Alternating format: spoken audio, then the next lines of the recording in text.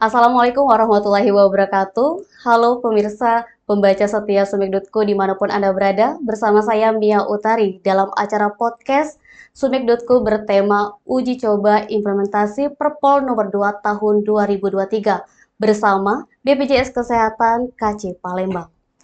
Baiklah pemirsa, seperti yang kita ketahui baru-baru ini telah terjalin kerjasama antara BPJS Kesehatan dengan pihak kepolisian daerah Sumatera Selatan terkait sosialisasi uji coba implementasi Perpol nomor 2 tahun 2023.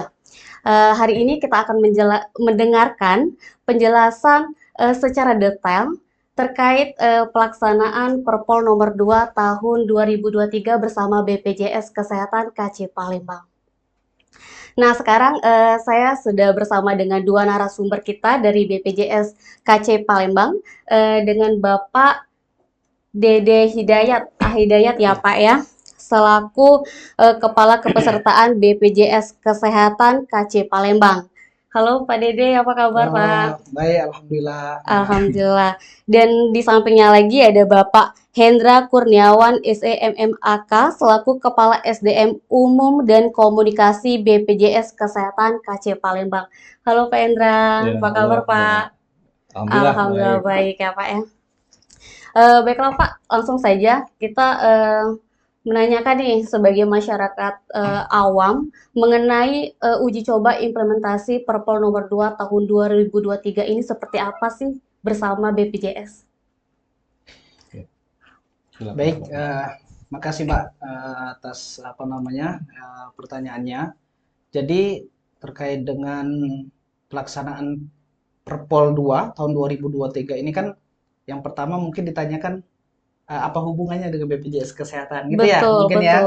Nah, jadi mungkin kami sampaikan bahwa sebetulnya BPJS Kesehatan ini nama programnya kan Jaminan Kesehatan Nasional. Kalau melihat dari Undang-Undang Dasar Negara Republik Indonesia itu disebutkan bahwa setiap warga berhak mendapatkan jaminan sosial. Salah satunya jaminan kesehatan ini. Kemudian negara juga harus mengembangkan sistem jaminan sosial, salah satunya program jaminan kesehatan ini. Nah, artinya di sini pemerintah harus memastikan perlindungan jaminan kesehatan bagi seluruh masyarakat, gitu kan. Nah, selama perjalanan BPJS Kesehatan ini terus ada upaya, salah satunya adalah dukungan dari semua kementerian dan lembaga, salah satunya dari kepolisian. Nah, terkait dengan pembuatan atau perpanjangan SIM ini mempersyaratkan JKN.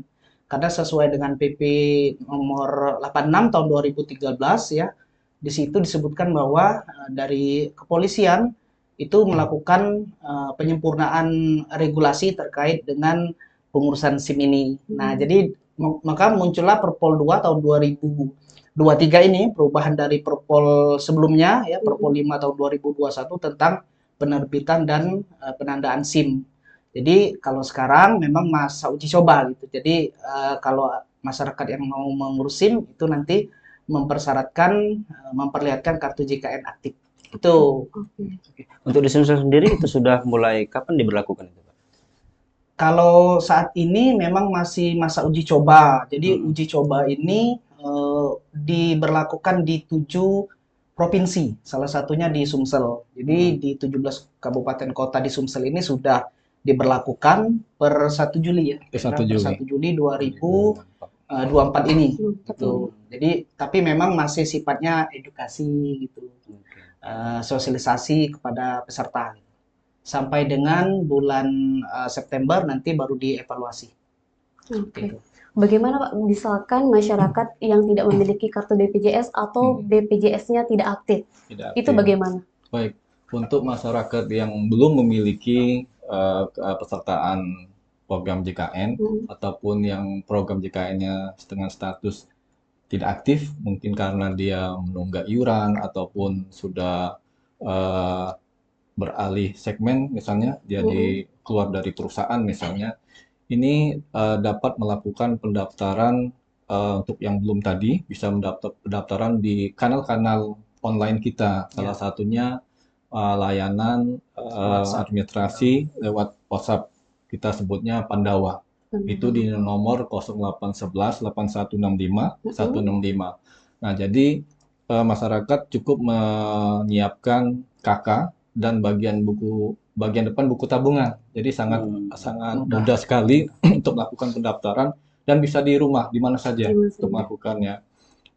Demikian juga dengan yang menunggak, misalnya menunggak, ini kanal-kanal pembayaran kita sudah tersebar ya, Mbak Mia. Jadi banyak di kanal pembayaran, salah satunya misal di Indomaret atau di Alfamart atau di PT Pegadaian, PT Pos dan channel-channel lain. Sehingga dengan melakukan pembayaran itu status kepesertaannya akan aktif. Nah, kemudahan lain yang kita upayakan pada saat implementasi ataupun uji coba peraturan Kapolri nomor 2 tahun 2023 ini adalah kita mendampingi di Polrestabes ataupun di Polres-Polres di wilayah kerja untuk ada petugas kita yang memberikan informasi, melakukan edukasi dan juga memandu ataupun membantu untuk peserta yang melakukan pendaftaran. Jadi kita ada petugas kita yang kita tempatkan di bagian SIM di Polresta dan di Polres seperti itu. Gitu, Mbak. Pak, kalau seandainya itu kan tadi Bapak menyampaikan ada mengenai tunggakan itu Pak ya. Betul. Kalau seandainya peserta itu sudah memiliki BPJS tapi menunggak, apakah itu bakal terkendala gitu Pak untuk pembuatan SIM karena ada BPJS yang masih menunggak tadi? Ya, jadi untuk yang peserta yang akan membuat SIM dengan kendala menunggak, memang kita ada tadi disampaikan Pak Dede dalam masa uji coba ini kan sifatnya edukasi, tapi pada saat dia melakukan pendaftaran itu cukup kalau seandainya masyarakat mampu bisa menunjukkan bukti bayarnya, ataupun kalau ya itu yang lunas ya, kalaupun memang kita belum dapat melunasi pada saat sekarang. Itu kita meluncurkan program rehab ya, pembayaran iuran secara bertahap. Melalui pendaftarannya melalui mobile JKN. Jadi dengan cukup menunjukkan registrasi program rehab tadi, itu sudah bisa diproses untuk pembuatan SIM-nya. Walaupun dia bertahap, Jadi, tetap bisa tetap membuat bisa. SIM Bisa. tersebut. Tidak terkendala ya. Tidak kendala. Sekalipun itu terjadi penunggakan Pak ya? Iya, betul. Jadi memang sangat-sangat dipermudah oleh BPJS ya Pak ya? Betul, Mbak. Betul. Oke Pak, misalkan nih Pak, bisa dijelaskan nih seberapa pentingnya sih BPJS dalam pembuatan SIM saat ini? Ya, kalau dikatakan penting, sepertinya memang penting ya BPJS atau program JKN karena kita kan tidak tahu kondisi kesehatan, apalagi kalau masyarakat yang melakukan aktivitas sehari-hari atau terkait dengan Perpol 2 ini misalkan terjadi kecelakaan di jalan dan sebagainya. Artinya kalau kita sudah terdaftar sebagai peserta JKN aktif, ya mudah-mudahan tidak menjadi kendala kalau misalkan mau mengakses pelayanan kesehatan gitu kan. Misalkan terjadi kecelakaan di jalan raya gitu. Kalau sudah ada kartu JKN-nya, ya itu nanti di-cover Jasara Harja dan BPJS Kesehatan selanjutnya. Itu 100% di-cover atau ini Pak? Kalau untuk kecelakaan lalu lintas memang ada mekanismenya. Jadi ada ketentuannya yang penjamin utama ini memang pihak Jasara Harja. Jadi kalau nanti hasil laporan kepolisian kecelakaan ini kecelakaan ganda, maka penjamin utama Jasara Harja sampai dengan plafon 20 juta selanjutnya di-cover oleh BPJS Kesehatan atau JKN. Seperti itu Pak ya.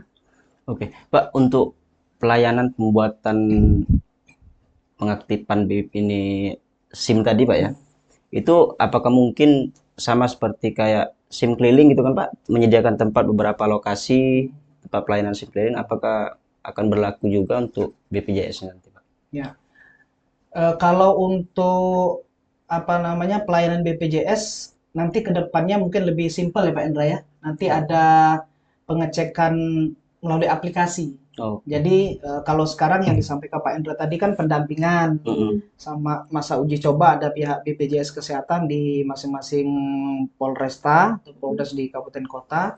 Untuk selanjutnya nanti ada apa namanya portal untuk mengecek kepesertaan BPJS Kesehatan. Jadi sudah by system gitu Oke. oleh pihak kepolisian nanti. Oke. Tapi mau menambahkan kalau untuk masyarakat kan bisa mengecek secara mandiri ya, Betul. Mas Edi. Jadi yang kami sampaikan tadi Pandawa itu dengan nomor yang tadi itu bisa kita juga bisa mengecek status kita. Oke. Status kita nih aktif atau enggak bisa lewat WA tadi. Gitu. Jadi kalau dia belum pada saat ingin membuat SIM, dia bisa ngecek dan bisa antisipasi saya mau mendaftar atau seperti apa nanti kan bisa di rumah itu sudah siap-siap seperti itu berkasnya. Gitu. Di ini kan Sumsel ini ada salah satunya ya Pak ya. Nah selain di Sumsel di daerah mana saja Pak yang udah melakukan uji coba implementasi Perpol nomor 2 tahun 2023 ini? Ada di 7 provinsi. Kalau di Sumatera di Aceh, kemudian Sumatera Barat, Sumatera Selatan, DKI Jakarta, kemudian juga di Polda Bali ya. Polda Bali, Polda Bali, Polda NTT juga. NTT juga. Seperti itu. 7 itu sudah berlaku ya Pak ya. Berarti Iya, 1 itu Juli ini berbarengan ya Pak. sampai mulai 1 Juli 2024 sampai 30 September nanti itu masa uji cobanya. Nanti dievaluasi kembali bersama Kepolisian Republik Indonesia. Oke. Pak, setelah dari di launching lah itu Pak ya dikatakan ya. Sejak 1 Juli itu kira-kira sudah ada peningkatan belum Pak yang melakukan pendaftaran BPJS untuk pembuatan SIM itu Pak? Untuk peningkatan ya, peningkatan alhamdulillah di kota itu yang kita pantau di Kota Palembang ya. Dengan statusnya universal health coverage di mana 100% hampir penduduk Palembang ini sudah terdaftar program JKN. Untuk pembuatan SIM ini rata-rata peserta yang membuat SIM ini sudah terdaftar hampir. Jadi untuk yang belum sama sekali itu mungkin sekitar hampir 20% yang iya, tidak betul. aktif atau Tidak yang aktif. belum. Ya, paling 10 orang yang mungkin memang baru sama sekali ya. Yang tidak aktif itu memang belum terdaftar atau memang sudah daftar tapi tidak aktif gitu Pak? Kalau kepesertaan Palembang yang dikatakan Pak Indra tadi kan sudah 100% ya, sudah terdaftar JKN KIS, hampir semuanya sudah terdaftar. Tetapi kalau melihat dari status keaktifan peserta, memang yang aktif itu cukup banyak sebetulnya di Kota Palembang sudah 86%. Artinya ada 14% lagi nih yang mungkin dia sudah terdaftar tapi kartunya nggak aktif. Nah, nggak aktif ini misalkan salah satunya dia menunggak, kemudian juga kalau dia kerja sudah di PHK gitu, itu kan artinya tidak ada penjaminan kartunya tidak aktif. Nah ini yang memang yang sasarannya itu yang di 14% yang tidak aktif ini gitu, seperti itu Mbak kalau untuk Kota Palembang. Berarti kalau dia tidak aktif untuk membuat SIM cukup diaktifkan kembali saja ya Pak ya, tidak usah pendaftaran baru. Iya. Betul Mbak. Untuk penargetan nih Pak, dari bulan Juli sampai bulan Oktober, penargetannya berapa nih dari BPJS? Untuk sementara target kita bagaimana peraturan Kapolri ini terinformasi dulu ke masyarakat di wilayah kita khususnya yang dilakukan uji coba, harapannya juga bisa diterima oleh masyarakat yang luar wilayah uji coba. Dan ini juga beserta Polda Sumsel ya, kita juga melakukan sosialisasi. Polda juga sudah melakukan sosialisasi terkait dengan implementasi Perpol 2 tahun 2023 ini. Jadi targetnya aturan ini tersampaikan dulu kepada masyarakat. Berarti bukan implementasi ini juga sudah ke daerah-daerah Sumsel ya Pak ya? Seluruh Sumsel ini Sumatera Selatan ini ya Pak ya, berarti 17 kabupaten ini udah tersampaikan ya. Pak, sejauh ini untuk sosialisasinya sudah sejauh mana tuh Pak? Kalau untuk sosialisasi banyak berbagai macam ya bentuk sosialisasi ya Mbak, baik sosialisasi langsung ataupun melalui media gitu. Jadi kalau sekarang mungkin lebih cepat melalui media media apa sosial gitu ya. Iya, Nah ini jadi banyak melalui YouTube ataupun apa IG, TikTok, IG. Instagram ya Pak Endra ya dan sebagainya ini yang edukasi-edukasi yang terkait dengan Propol 2 ini sudah banyak dilakukan. Oke. Pak, sejauh ini dari sejak 1 Juli itu sudah ada keluhan atau tanggapan masyarakat itu seperti apa sih, Pak? Dari tanggapan yang kami tangkap ya pada Mm-mm. saat uji coba pendampingan kita, tim kita di eh, Polres ataupun Polresta, itu memang tidak ada hambatan ya, maksudnya tidak proses persyaratan program JKN, kepesertaan program JKN yang aktif ini tidak mempersulit sebenarnya, dan ini juga disampaikan oleh peserta kita yang mengurus SIM di sana seperti itu. Pak, beberapa informasi kan yang kami baca, Pak ya, Hmm, ada beberapa peserta itu yang kartunya tidak aktif. baik. Nah, namun setelah ingin mengaktifkan kembali, itu ternyata terkendala pada NIK. Teknik ya. Ah, Oke. nah itu sering kali terjadi keluhan masyarakat tuh, Pak ya. Karena ketika masyarakat ingin mengaktifkan kembali, mereka kesulitan itu, Pak. Nah, itu langkah kita untuk mengatasi itu bagaimana, Pak? Baik, untuk yang terkendala NIK pada saat awal-awal BPJS Kesehatan di 2014 kan memang NIK belum menjadi single identity ya, identitas tunggal ya, Mbak ya. Dan juga belum menjadi ada sinkronisasi yang masif antara Dukcapil dengan BPJS Kesehatan. Nah, untuk kendala yang sekarang, Dukcapil mempunyai kanal online untuk menerima pengaduan untuk NIK yang tidak online. Jadi memang untuk yang NIK terkendala NIK ini peserta atau masyarakat memang harus melaporkan ke Dukcapil, Mas Edi, untuk di online-kan ataupun disinkronisasi NIK-nya, sehingga bisa dilakukan pendaftaran ataupun pengaktifan update data di datanya BPJS Kesehatan. Ya, Seperti itu. berarti update-nya di BPJS Kesehatan, Di Pak ya? Dukcapil. Dukcapil. Iya, Dukcapil baru ke baru BPJS. Nah, setelah itu jadi kendala enggak, Pak? Kira-kira.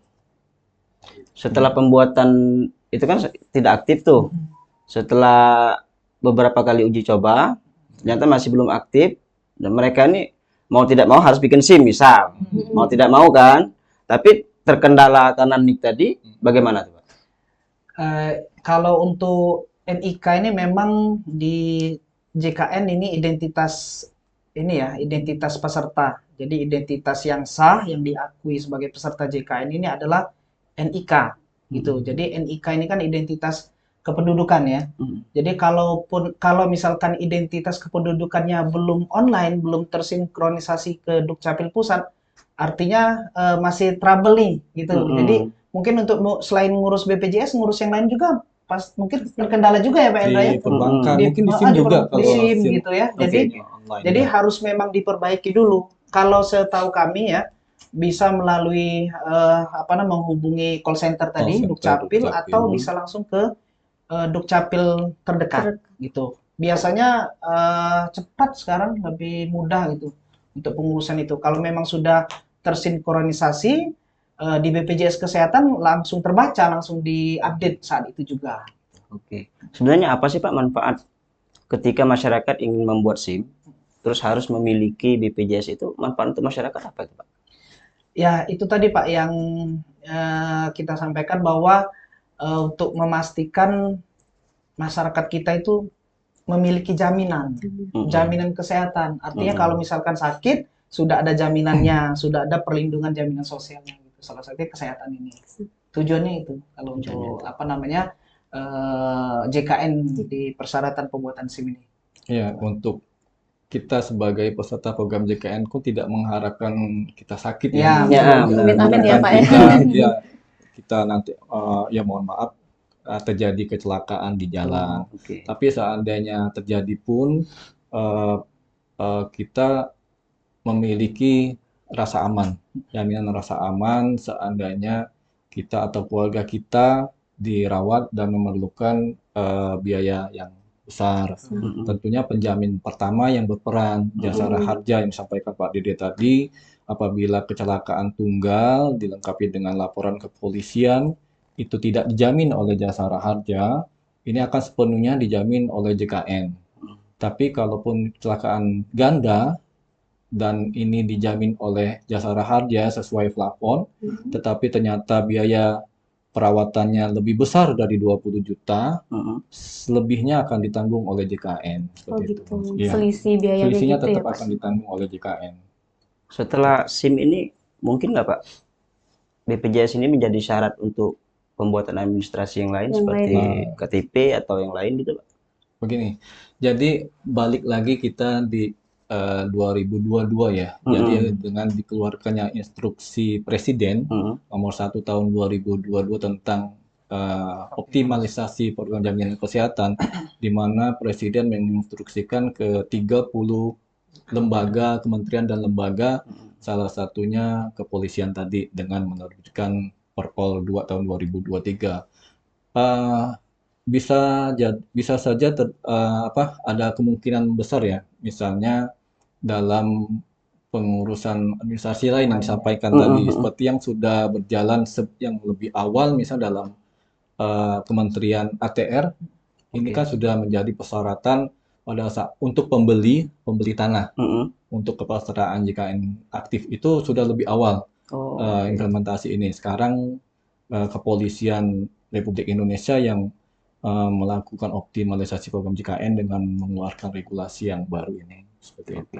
Berarti tidak menutup kemungkinan bakal ada persyaratan-persyaratan baru untuk pengurusan administrasi Pak ya. Oke. Pak, satu lagi nih. Misalkan saya nih, misalkan dari daerah Oganilir, terus pindah ke Palembang. Nah, BPJS saya kan dari Oganilir nih, nggak aktif lagi. Nah, pas mau ngaktifin di Palembang itu gimana ya, Pak? Kalau nggak aktif itu dilihat dulu segmennya apa gitu. Kalau misalkan nggak aktifnya karena segmennya biasanya yang tidak aktif itu kalau misalkan dia PBI APBD atau Jamkesda. Jadi kepesertaan PBI APBD ini Mbak iurannya dibiayai oleh pemerintah daerah. Gitu. Kalau memang dia sudah pindah domisili artinya dia bukan lagi warga wilayah tersebut, daerah tersebut, maka dia akan diputus untuk jaminan kesehatan PBP UPMDA atau PBI APBD-nya. Nah, kalau memang untuk mengaktifkan lagi bisa mendaftar mandiri tadi ya dengan iuran sendiri, membayar iuran sendiri atau bisa melapor ke dinas kesehatan atau dinas sosial setempat kalau memang mau didaftarkan sebagai PBP UPMDA tadi kalau memang dirasa belum bisa membayar iurannya. Dengan syarat yang sama ya, Pak ya? Kalau persyaratan sesuai segmen lagi, gitu ya. Kalau jadi kalau untuk peserta mandiri yang disampaikan Pak Endra tadi cukup bisa mendaftar melalui WhatsApp tadi di Pandawa, cukup KK dan nomor rekening ya Pak Endra yang bagian lembar pertamanya aja itu. Kakaknya berarti harus pindah dulu nih ke Palembang. Kalau alamat kependudukan tidak mempengaruhi kalau untuk pendaftaran mandiri dimanapun bisa. Dimanapun bisa. Yang menjadi kendala itu PBI itu ya? Iya, kalau dia PBI APBD yang pemerintah. Gitu. Oke. Menambahkan ya untuk segmen PBI kan memang adalah peran dari pemerintah daerah untuk mendaftarkan warganya. Tentunya pemerintah daerah akan mendaftarkan warga yang menjadi warga kota atau kabupatennya. Nah, sehingga kalaupun berpindah ya untuk ditanggung oleh PBI harus menjadi warga kota atau kabupaten tersebut. Beda halnya dengan mandiri ataupun dari perusahaan atau yang lain, segmen lain. Nah, ini tidak perlu melakukan perubahan alamat karena kemudahan JKN ini kan sebenarnya bisa dinikmati atau diterima oleh peserta JKN di mana saja di wilayah Indonesia ya, di mana saja. Mas pindah ke Jakarta misalnya, cukup melakukan perubahan, misalnya bekerja di sana sementara, cukup melakukan perubahan vaskes saja di sana untuk dapat diterima secara berjenjang pelayanan kesehatannya. Tapi kalau misalnya agak lama, memang perlu pindahkan pendudukannya seperti itu kalau perlu seperti itu. Oke. Pak, kembali lagi untuk pembuatan SIM tadi, Pak ya. Baik. Kalau seandainya ada masyarakat nih, dia nih memang butuh untuk membuat SIM.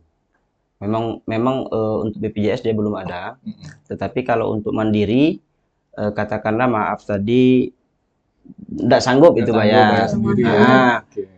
apakah mereka ini harus melalui RT dulu kan pakai KIS nih Pak ya? Pakai KIS. Apakah harus itu dulu atau gimana tuh Pak solusinya tuh Pak? Baik. Ya, untuk mungkin ini ngomongnya masalah masyarakat yang tidak mampu membayar iuran Iya. mandiri ya, Mbak ya, Heeh. mandiri gitu. Nah, kalau di setiap daerah itu memang pola pendaftaran yang disampaikan Pak Endra tadi ya, untuk dibiayai oleh pemerintah daerah masing-masing itu memang berbeda-beda ya.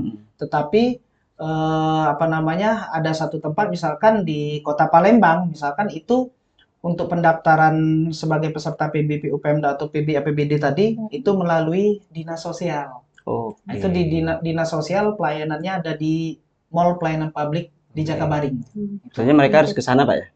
Iya, ke sana kalau memang nanti diterima, dilakukan verifikasi dan sebagainya, itu baru nanti didaftarkan sebagai peserta JKN KIS. Oke. Tadi maaf, Bapak tadi bilang kalau diterima, artinya kemungkinan ada yang tidak diterima Pak? Ya, jadi gini, kalau PB APBD ini kan untuk masyarakat sebetulnya untuk seluruh masyarakat yang dibiayai oleh pemerintah daerah ya. Oke. Tetapi memang pemerintah daerah ini kan melakukan verifikasi juga. Tidak semuanya harus diambil Pak ya? Iya, diambil kan pasti ada pertanggungjawabannya juga kan. Nah, di sini verifikasi oleh dinas sosial.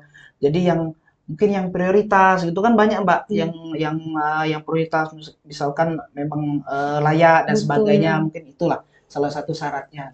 Oke. Mungkin terakhir kali ya. Untuk Pak Endra mungkin imbauan mungkin Pak untuk masyarakat yang belum memiliki BPJS yang ingin membuat SIM itu boleh Pak? Oke, baik. Untuk masyarakat yang ingin membuat SIM memang peraturan kepolisian nomor 2 tahun 2023 ini sebenarnya tidak ingin memberatkan ya, memberatkan masyarakat yang ingin mendaftarkan atau membuat SIM atau memperpanjang SIM-nya. Justru dengan adanya terbitnya peraturan ini juga ingin memberikan rasa aman, ingin menjamin keselamatan dan kesehatan dari pembuat SIM itu sendiri, yang tentunya sebagai pengguna kendaraan atau pengendara. Dan kami berpesan kepada masyarakat untuk menjaga status keaktifan kepesertaan JKN-nya dengan secara tepat waktu membayar iuran dan juga instan mobile JKN untuk mempermudah menerima informasi, mempermudah pengecekan status, dan juga di sana juga ada kartu digital sehingga ID ataupun identitas selain KTP juga ada seperti itu. Mungkin itu. Pak ada tambahan? Cukup ya. Baiklah pemirsa, itu tadi penjelasan dari dua narasumber kita mengenai uji coba implementasi Perpol nomor 2 tahun 2023. Baik Bapak, terima kasih banyak atas waktunya. Semoga sosialisasi kita hari ini, penjelasan Bapak berdua juga tersampaikan ke masyarakat Kota Palembang. Terima kasih. Wassalamualaikum warahmatullahi wabarakatuh. Waalaikumsalam.